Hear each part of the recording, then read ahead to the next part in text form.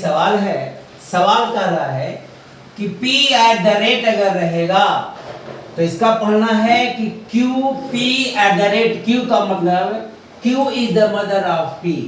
P इस तरह का जो संकेत दिया गया है उसका एक अलग यहाँ पर उसको डिफिनीशन दिया गया है, उसका क्लू दिया गया है।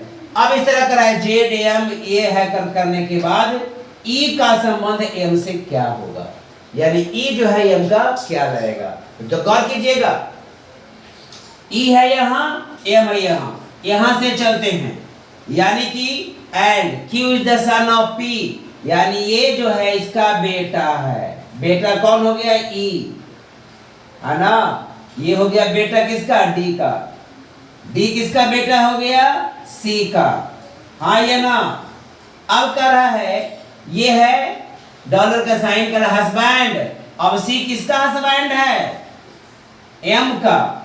तो आप बताइए कि M का पति ये, इसका बेटा ये, इसका बेटा ये, यानी कि M तो हो गया मदर, C हो गया फादर, D हो गया बेटा और उसका बेटा E, यानी क्या कर देंगे इसको हम?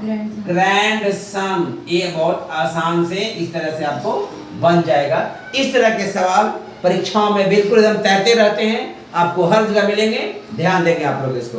अगला सवाल देखिए आप लोग, सवाल इस तरह का है, देखिए आप क्या कर रहा है, इसमें सीरीज को कंप्लीट करना है। थोड़ा दिमाग लगाइएगा, आसान है, थोड़ा बन जाएगा, देखेंगे थोड़ा सा आप लोग इसमें क्या करना है। यहाँ पे है 60, यहाँ पे है 30, फिर है 20, फिर है 15, फिर 12 और फिर 10।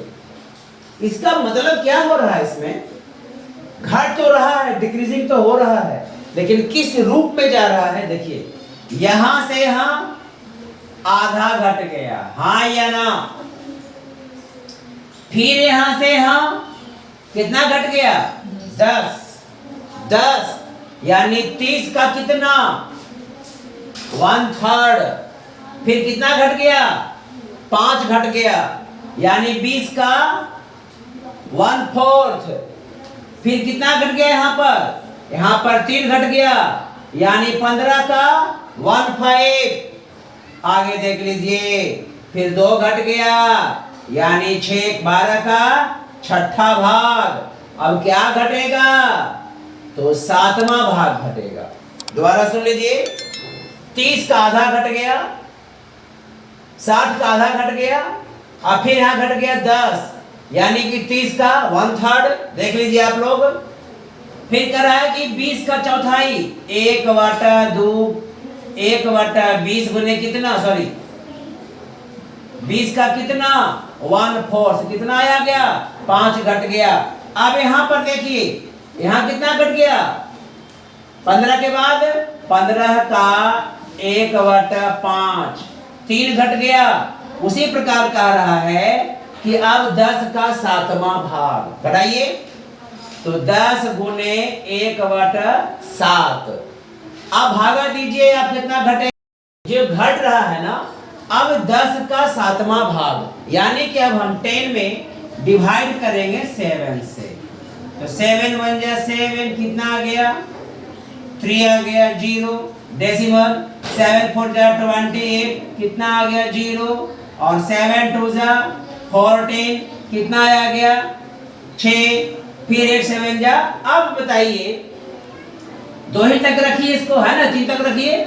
अब कर इतना घटा दीजिए 10 में, तो 10 माइनस 1.42। 10 में से 8 गया, कितना आएगा यहाँ पर? 10 में से 2 गया 8।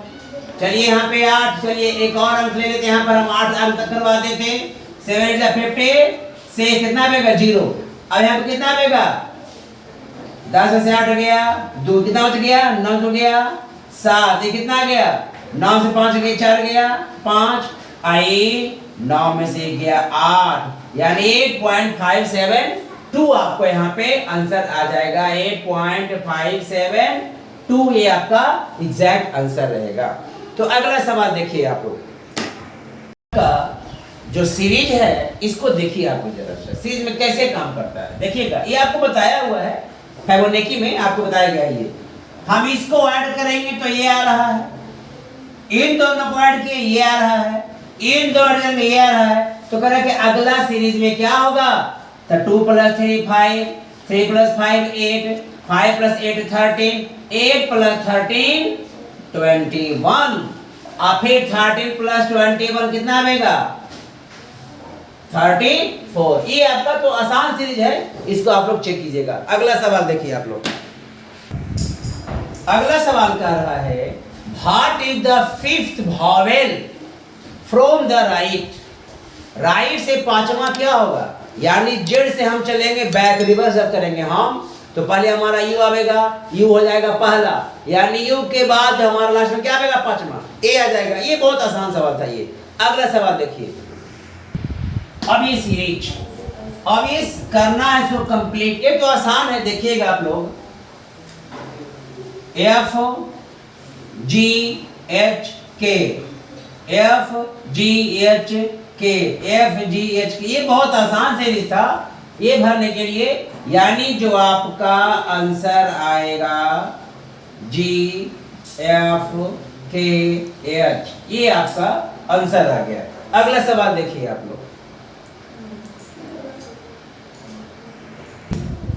Pointing to a woman, John said, एक औरत की इशारा करते हुए जॉन कहता है कि she is my mother's only daughter, वह मेरे माता जी की इकलौती बेटी है। तो जॉन उस औरत से क्या संबंध है उसका, ये तो आसान सवाल है, क्या हो जाएगा। सवाल देखिए आप लोग आपके सामने है, इस सीरीज को करना है कंप्लीट। इस सीरीज में क्या अगला आएगा ध्यान दीजिए आप लोग। 6 3 जा 18, 86 जा 108। अब आप 108 गुने 18 करेंगे, आप 108 इंटू 18 करेंगे तो आप मल्टीप्लाई गुना कर दीजिए इसको आप लोग। 8 8 जा 64, कैरी 6, 8 इंटू 0 0, 8 1 जा 8, 8 + 6 14 का 4, कैरी 1, और 8 1 जा 8, इसको 0 तो 0 हो गया, ये भी 0, यानी 8 + 1 9, और क्या माना जाएगा फिर 1 1 जा 1, 1914 जो हमारा क्या बन जाएगा आपका आंसर 1944, ये हमारा क्या हो जाएगा आपका आंसर। अगला सवाल देखिए। आप लोग देखिए क्या है आपका अगला सवाल, ये भी बहुत आसान है।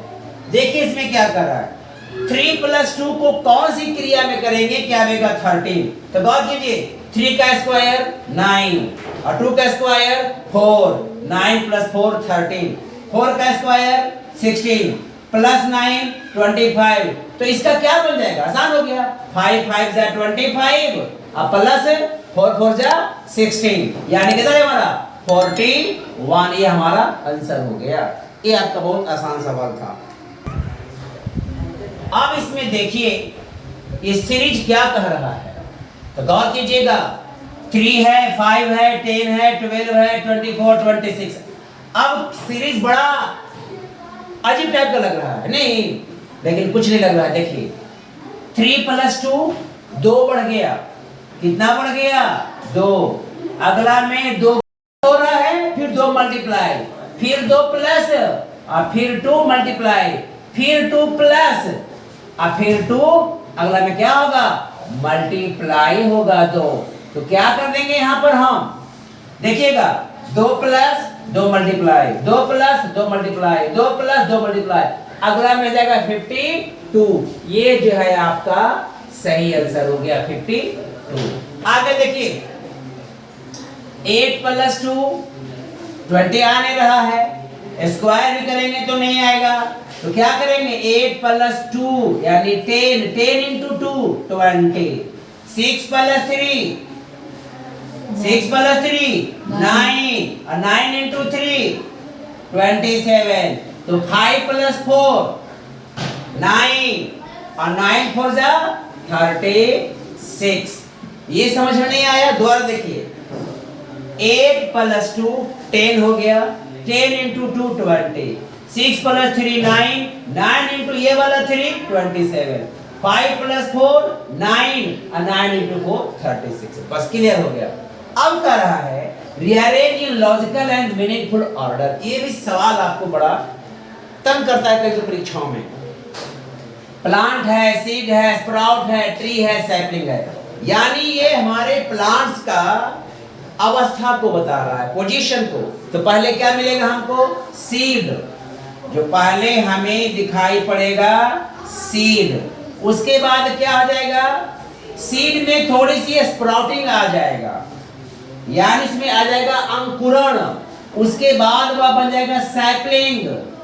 सैपलिंग कहने का मतलब क्या होता है? छोटा पौधा। स्प्राउट के बाद वाली अवस्था।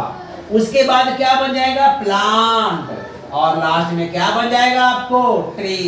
तो ये हमारा अगला है बिलियन, ट्रिलियन, 100, मिलियन और 1000। ये भी बिल्कुल वही कह रहा है। तो इसमें सबसे छोटा हमारा यूनिट क्या है? तो सबसे छोटा हमारा यूनिट है 100। 100 के नंबर में है, 3 नंबर में। उसके बाद क्या बनता है? 1000। उसके बाद क्या बनेगा? मिलियन। उसके बाद बिलियन। उसके बाद ट्रिलियन। ये हमारा क्या बन गया? ये हमारा बन गया आपको मीनिंगफुल। लेकिन एक सवाल है, अगर इसमें कंडीशन रह सकता है कि इसमें आपको करना है असेंडिंग ऑर्डर में, तो असेंडिंग में कर देंगे। अगर है कंडीशन डिसेंडिंग में तो उल्टा कर देंगे। कहानी आपका वही सब है। अगला सवाल देखिए, ये सवाल है, ये आसान सवाल है। Flow is related to river, यानी फ्लो का जो है एसोसिएशन किसके साथ है? वह रिवर के साथ है। In the same way stagnant का मतलब क्या होता है? अगर वाटर अगर फ्लो कर रहा है दैट इज रिवर। नदियों में कभी पानी शांत नहीं होता है, नदियों में पानी फ्लो रहता है, करंट रहता है, इसमें कंटिन्यू रहता है। तो स्टैग्नेंट वाटर का संबंध किससे होगा? या तो वो कोई पॉन्ड होगा या वो कोई पुल होगा। तो लिख लीजिए पुल। ये मर जाएगा पुल, जहां पानी बिल्कुल अस्थिर हो, शांत हो। तो ये आपका रीजनिंग का सवाल था, और आप लोग इसको आगे प्रैक्टिस करते रहिएगा। लाइक, शेयर, कमेंट आप लोग करते रहेंगे। Till then have a nice day.